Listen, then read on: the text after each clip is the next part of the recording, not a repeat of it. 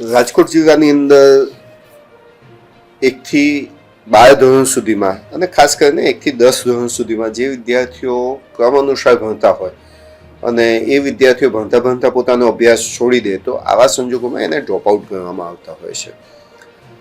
CTS child tracking system જે રાજ્ય સરકાર અને ભારત સરકારની જે ચાલુ છે એ CTSના આંકડાઓ મુજબ ગત વર્ષે 32,948 જેટલા વિદ્યાર્થીઓનું ટ્રેકિંગ CTSના આધારે થતું નહોતું.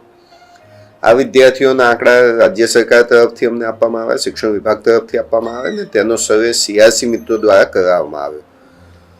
CRC અને શિક્ષક મિત્રો દ્વારા જ્યારે આનો સર્વે કરાવવામાં આવ્યો ત્યારે અમુક બાબતો જે ખૂબ સારી હતી તે પણ ધ્યાન ઉપર આવી અને ક્યાંક જે આપણે જાગૃત થવા જેવું હતું તે બાબતો પણ ધ્યાન ઉપર આવી છે.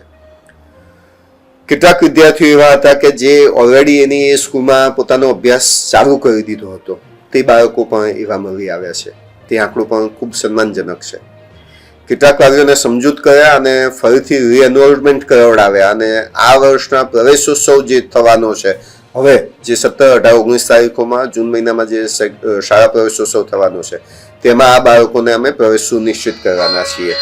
આની સાથે સાથે કેટલાક બાળકો અન્ય શાળાની અંદર ભણવાનું શરૂ કરી દીધું હતું, પરંતુ CTSમાં પ્રાઇવેટ શાળા હોય તો એ શાળાઓએ પોતાનું ટ્રેકિંગ પ્રોપર વેમાં ન કર્યું હોય તેના હિસાબે એ બાળકો ટ્રેક નહોતા થતા, તો એ બાળકોનું પણ અમે ટ્રેકિંગ પૂર્ણ કરેલું છે. હવે જે સૌથી વધુ બાબત જરૂરી છે એની ઉપર આવું છું. 8,087 જેટલા બાળકો એ માઇગ્રેટ થયેલા છે.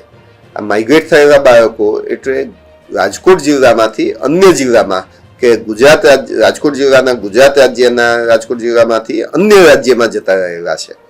આ બાળકોનું પણ ટ્રેકિંગ અત્યારે હાલ અમારું ચાલુ છે કે એ બાળક કયા જિલ્લામાં ગયું છે.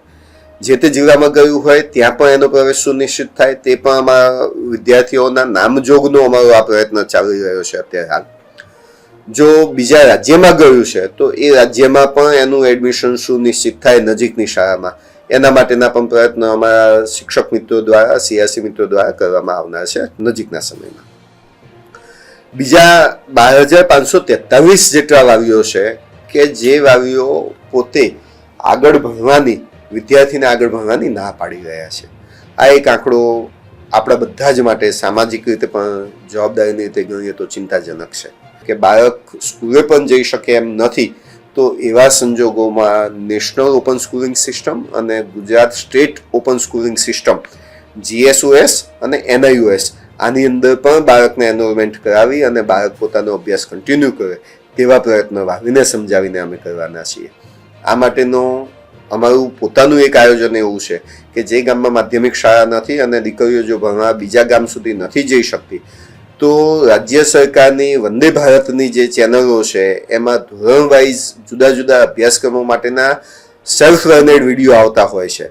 તો પ્રાથમિક શાળામાં જે શાળામાં દીકરીએ 1 થી 8 ધોરણનો અભ્યાસક્રમ પૂરો કર્યો હોય એ જ શાળામાં બેસાડી અને આગળના ધોરણો માટેનું અભ્યાસ જે છે એ વંદે ભારતની ચેનલ ઉપરથી કરે અને 10મા ધોરણની પરીક્ષા જે છે કે 9મા ધોરણની જે પરીક્ષા છે એ GSOSમાં એટલે કે ગુજરાત સ્ટેટ ઓપન સ્કૂલિંગ સિસ્ટમના માધ્યમથી એ પોતાનું 10મા ધોરણનો અભ્યાસક્રમ પૂર્ણ કરે અને પછી પોતાનો બાળકીનો આગળનો અભ્યાસ આગળ વધારે તેવો પણ અમારો પ્રયત્ન રહેશે.